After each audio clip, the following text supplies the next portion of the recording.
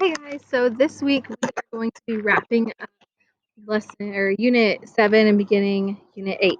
Today and tomorrow we're going to be studying lesson 5, which is the Overland Trails. Last week we looked at lesson 4, which talked about internal struggles, and a lot of that had to do with Native Americans with the Indian Removal Act under President Jackson.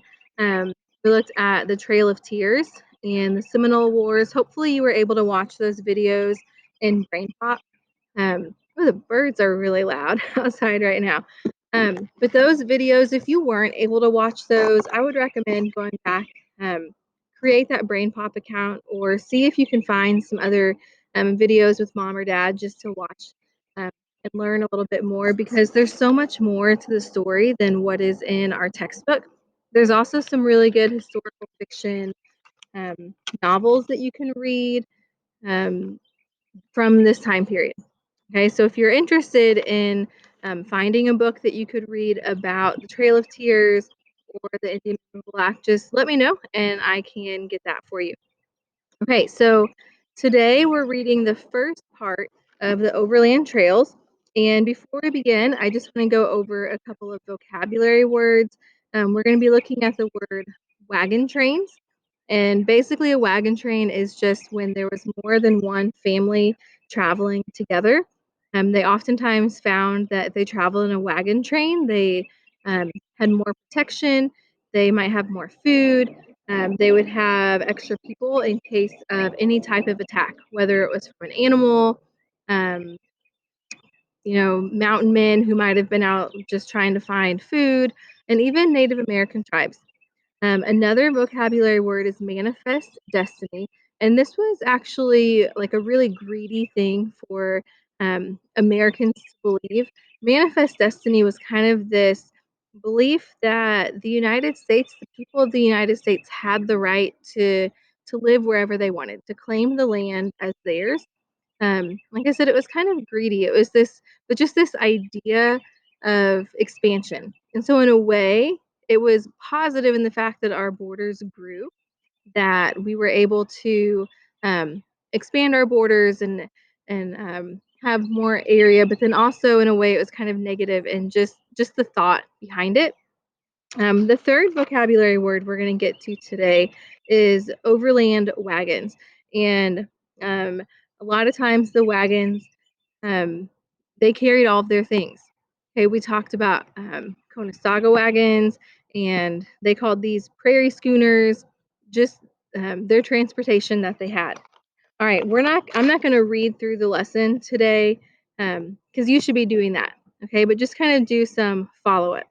So at the first part, taming the wild trails, um, lesson 1, we kind of talked about Daniel Boone and some other men who went and created roads, created pathways for pioneers to be able to travel.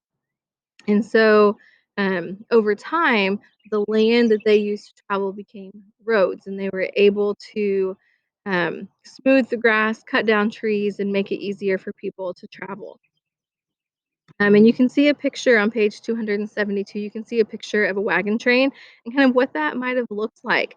Obviously, transportation looked a lot different back then than it does today. Now, some of you possibly have heard of the game Oregon Trail. There was a computer game a long time ago. Today, they sell that game as a card game, like a board game. So possibly you've played that before. So on page 273, Oregon fever. And this is where we see that vocabulary word, manifest destiny, of just being able to claim things. And so a lot of people started to travel west. A few lessons ago, when we were talking about west, we really just meant like Indiana or Illinois. Now, when we're saying west, we really do mean the West Coast, going all the way to Oregon and Washington and California. And so a lot of people had a desire to go out west. They wanted to have land to farm. Eventually, as we know, there was the gold rush. So a lot of people wanted to find land. They wanted to find wealth. They wanted to be able um, to travel and gain new things. Also on page 273, we see that the Mormons settle Utah. Mormons, that is another religion.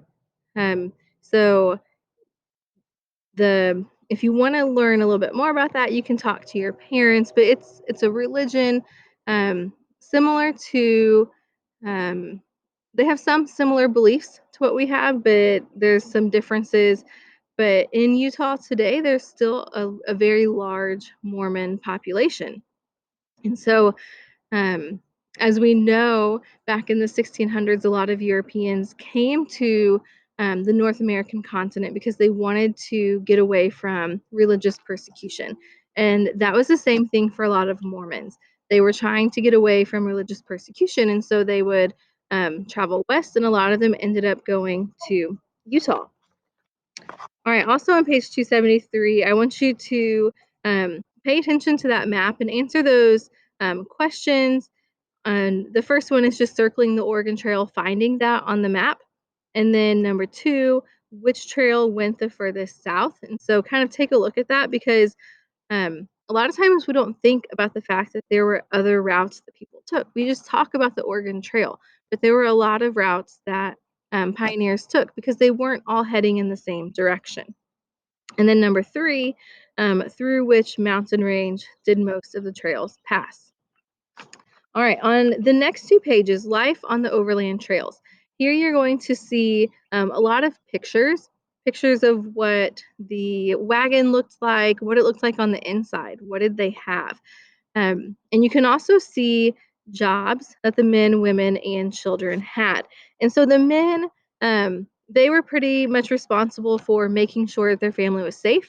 Their family had food. They might have had to go hunting or um, repair their wagon if anything happened. The women were taking care of the children, cooking, and the children helped around camp. And one of the things that a lot of the kids had to do was pick up buffalo chips. If you are not quite sure what buffalo chips are, it's not something you want to eat. Okay, they would actually use buffalo chips for fuel. Um, and buffalo chips is dried buffalo manure. Okay, so after it's been sitting out in the sun and it's dried, it's really hard, which is how it gets the term chips. And so the kids, a lot of times their job would be to run out into the field and collect as many buffalo chips as they could because they would then use that for fuel for their fire. And then on page 275, you can see just some of the things that would happen. They would get guidebooks, and oftentimes mountain men would go out, and they were not map makers. They also were used to living just kind of out in the open, and so they would create these books either based off of their experience or they would say they traveled out west, but they didn't really go that far. But they wanted to make money. So they would sell these guidebooks to the pioneers, and sometimes they were really good and sometimes they weren't very helpful.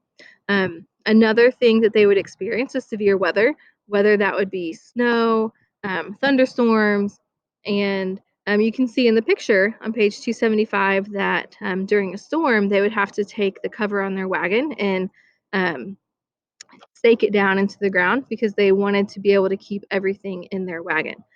Um, One thing you can do in your book on page 275, it says draw a hardship faced by pioneers. That might be an attack. It might be losing a wheel, or it could be getting attacked by an animal. Okay, so you could kind of draw that experience. All right. Tomorrow, we're going to talk about the continuation of our borders spreading. We're going to look at the war with Mexico. So, if you've heard of the Alamo, we're going to be looking at that. And then also how the rest of our states, not all 50, okay, because we're not going all the way up to the mid 1900s, but seeing how California and some of the Western states came to be part of our country. Okay, that's what we will be doing tomorrow. Make sure you are looking at everything you need to do in classroom, and I will see you later. Bye.